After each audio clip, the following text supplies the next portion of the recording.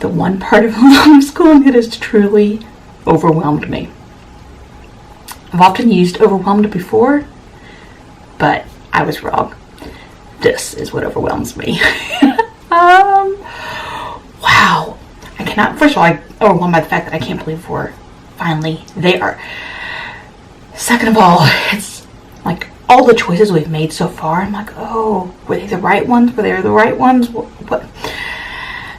And now, it's like, this is it. This is the rest of my homeschooling. And am I making the right choices that are going to get her prepared well for college? I don't know. So today I'm going to share with you, talk to you a little bit about high school planning, what I'm doing, what I'm considering, etc. I'll warn you that it's probably going to be a rambly video because I don't have clear thoughts, so I can't really count on presenting it clearly. So you may want to grab a cup of something. Got coffee, Snickerdoodle. Got it from Sprouts. It is so delicious. So that's what I'm drinking. Along with Left Field creamer. I don't know if this creamer is just new to my area. It is delicious. Doesn't have extra, it's just flavoring and cream, so it's not like the chemical-y weird ones. It is so good. So good. I don't even need sugar with it. That's what's in my cup. Let's get on to high school. Besides just normal high school stuff, we have a couple other complications, and that is that we will likely move at least once before she graduates high school, possibly twice, depending on how the timing works out. So that means we could have 2 states that we are homeschooling in. And every state, of course, has their own requirements for a graduation, for diploma. Most of them are fairly close, but there are ones that have just a little more specific. Some states require at least a semester of their state history. Some states say 2 lab sciences, some say 3, some say none. Those kind of minor differences. But the bigger impact is on what opportunities there are. Specifically with regards to community colleges and dual enrollment. Now, we have looked at some of the states we could end up in. And a lot of them have options to do it, but what's available varies. Some states will let you take anything at a community college, within kind of core classes. Other ones, like North Carolina, has pretty specific ones that you can choose from. So all of these things make it a little more tricky, because things like lab sciences, do I want to wait until she's junior and senior? And then, some states will let you do it anytime in high school. North Carolina only lets you do it junior and senior year. So do I want to wait till then and have her do lab sciences then? Right now, I'm just going to kind of plan, assuming that we are staying here. We won't be. I mean, there's a chance, but most likely not. And then just kind of go from there. Now, I am trying to kind of roughly map out 4 years, but not the detail, because I know things are going to change. I will, as we get closer to the school year, so probably July, I think, is when I shared them last year. I shared what we were going to do for the next coming year. So the first 2 are my easy ones. And unless something major happens, this is going to happen. These will be what she does. She is doing geometry through my online math class, my homeschool math. I always forget the name of it. I just did a video about it, so I will link that. It was in my middle school week. It's a great online math class. Elizabeth enjoys it. It's live. It's great. She took algebra through them. And then she will continue with Spanish through the Potter School. They have an option that takes the first year of Spanish and divides it over to 2 years. So one semester will be, like, that's what she's doing this year, 1A. Next year she'll do 1B. And then after that, they go to, 2 is not divided up over 2 years. It's 1 year. But it's kind of a slower introduction for students who need that. She needed that. It's been a great choice. So if you have a student who you want to introduce Spanish to. I'm sure they have it for other languages too. I just didn't look. But if you have one who wants to, middle school age, that's a great option if you anticipate them needing a slower pace. And so it's nice. I mean, over 2 years, yes, that is longer than what ideally she would take, but it's less frustration, which will hopefully encourage, that makes the second year a little bit easier and third year a little bit easier than that. And yeah, I mean, I think it's a good option.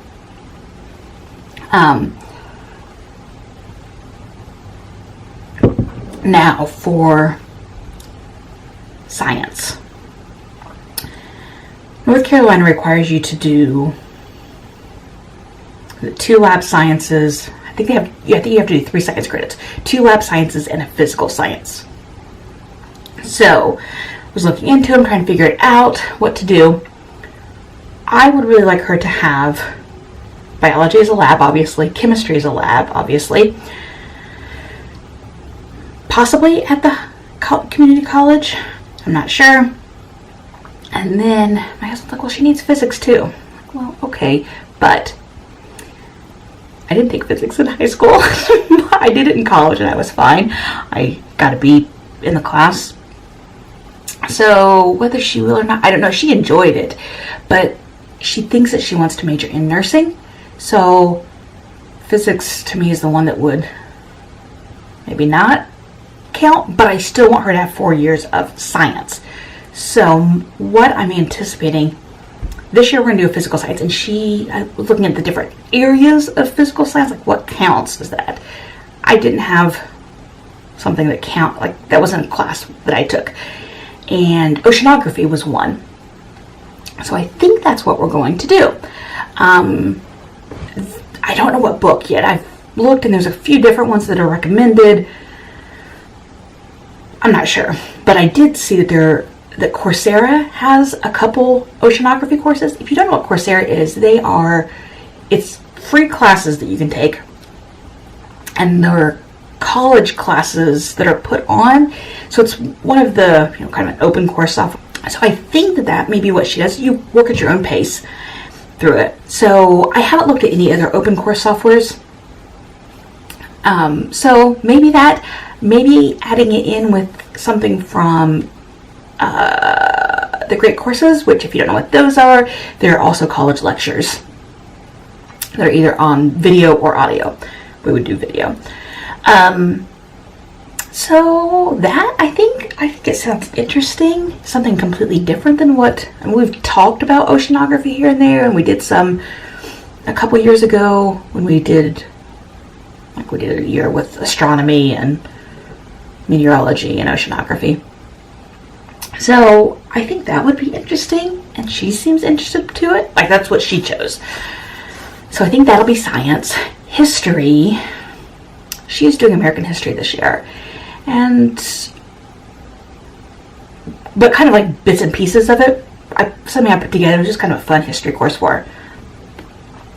For North Carolina, you have to do a world history, a U.S. history, and then I think it's a government and econ class, I think is what they are.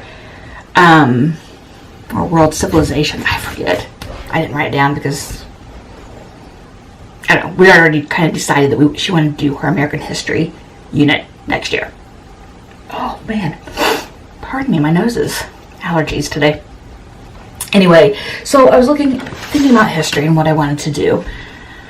She has really enjoyed The History of Us by Joy Hakem this year. And it is a middle school level, but she's really enjoyed it. And I thought that if I took that and added to it, that maybe we could make it a full kind of high school level class. So I hopped on Well Trained Mind and I was poking around on there, and someone suggested taking the Hewitt Homeschooling history syllabus, which is they have it as a middle school, taking that and then adding to that. So I started poking around. I think we're going to do that, plus I've got a couple different ideas. Great Courses has a history of the United States that is excellent. Critical Thinking Company has 2 books called U.S. History Detectives, 1 and 2. So I think first one's before Civil War and then second one's after. So we may do that too. They look kind of time consuming, which is not a problem, except that I'm not sure with the rest of it if that's going to be too much. I haven't really decided. And then kind of the third supplement I saw was another Coursera course called America Through Foreign Eyes. And it looks really interesting, but maybe it's me. I'm going to try it out first and see if I think she would enjoy it. But it takes, like, each section takes like America through, like, the French eyes, Chinese eyes, and it talks about, you know, kind of the relations and how those 2 countries' histories collide, or whatever you want to say. I think it looks really good. I should go ahead and stop here and say I will try to leave as many links as I can below.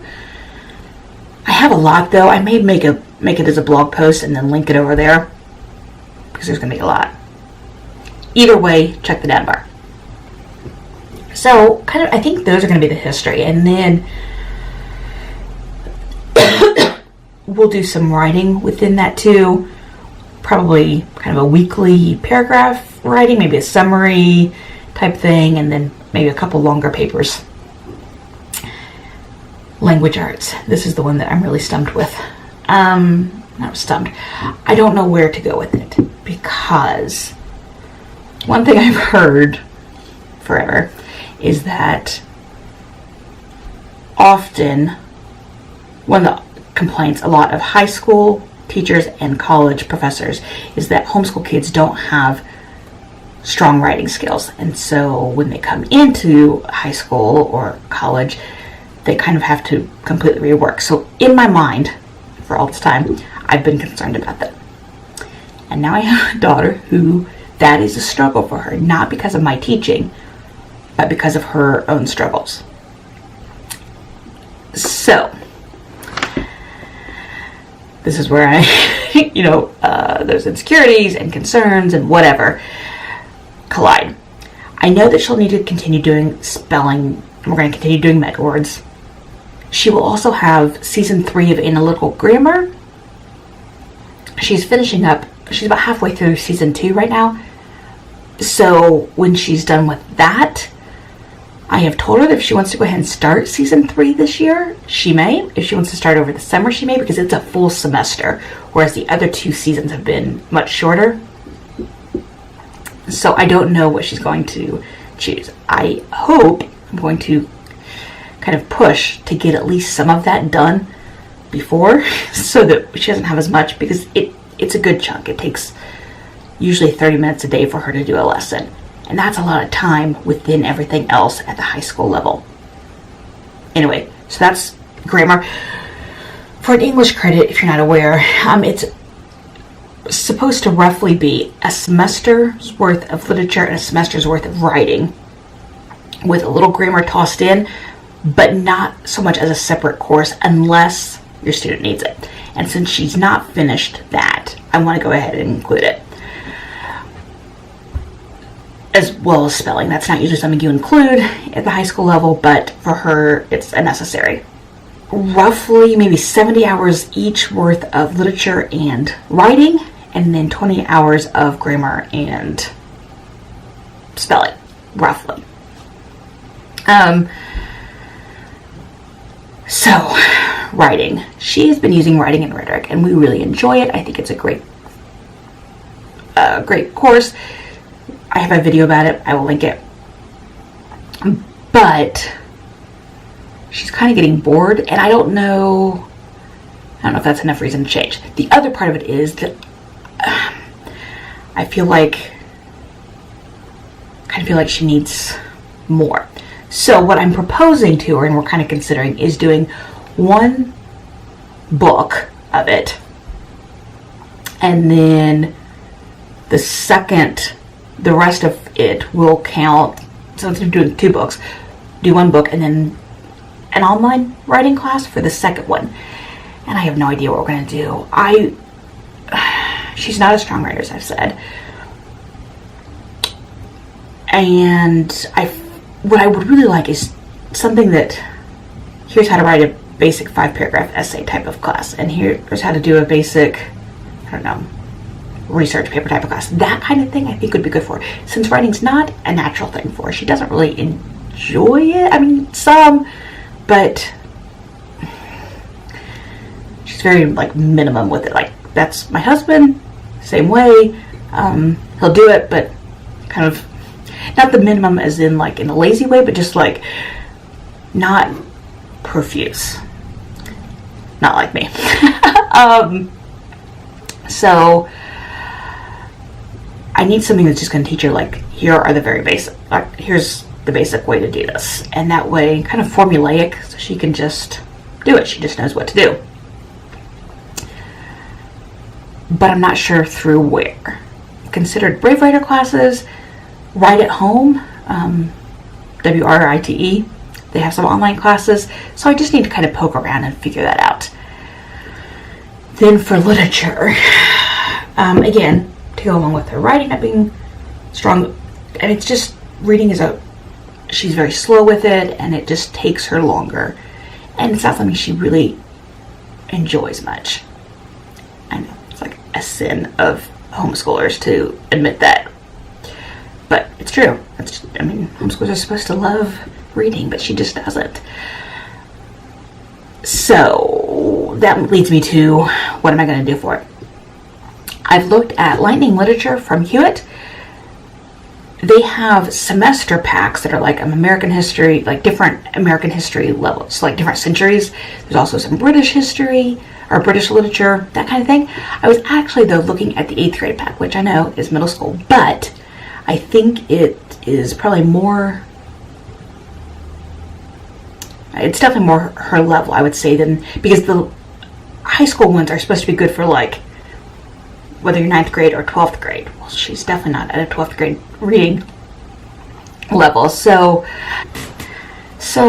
I don't know. I'm tossing around a lot with writing and literature.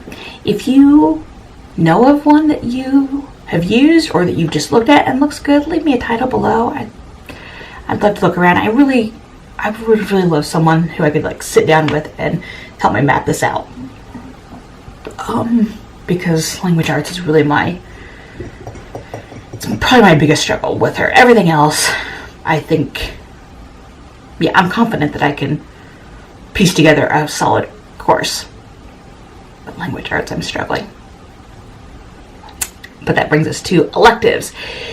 We were going to continue to do our PE class, except that her two friends have decided that they're not going to continue, so she doesn't want to continue, which is fine because they're the only kids her age.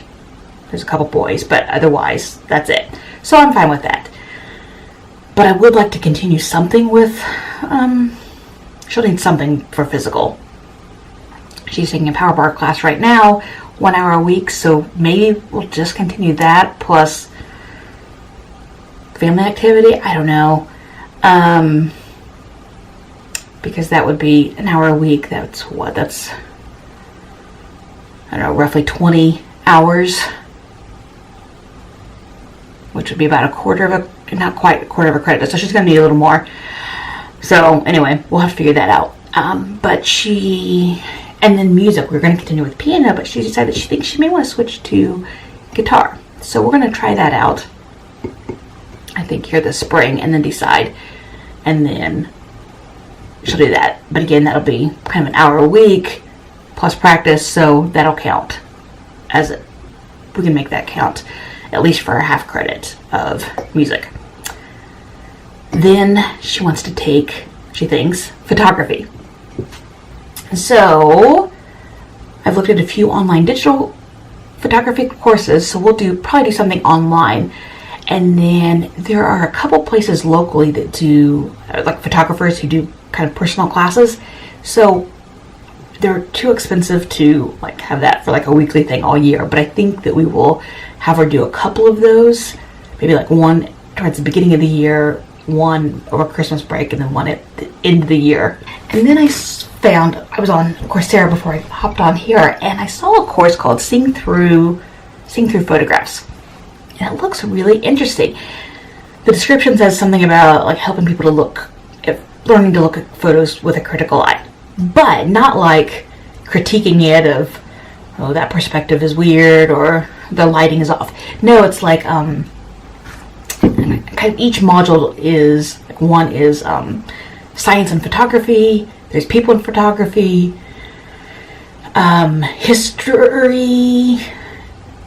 What is it called? Like changing history through photographs. So, how what we see of events through photographs is how we interpret the events. Documentary photographs. So I think each one would be sounds really interesting, and I think it would be a great addition to a photography course. Like I said, these are all my preliminary plans. You may come back in July and find that I have totally different plans. But that's kind of where I'm thinking. If you are either homeschooling or high school, or you are getting ready to, I'd love to hear what your plans are, what your thoughts are. If you have any questions about anything I'm talking about, leave them below. I am also working on a Q&A about the middle school years. So if you are either approaching middle school or in the midst of it and have just general questions about what we use, what I like, blah, blah, blah, blah, blah, leave those. I will collect them and gather them up and answer when I have enough questions for a Q&A. And I think that is about it.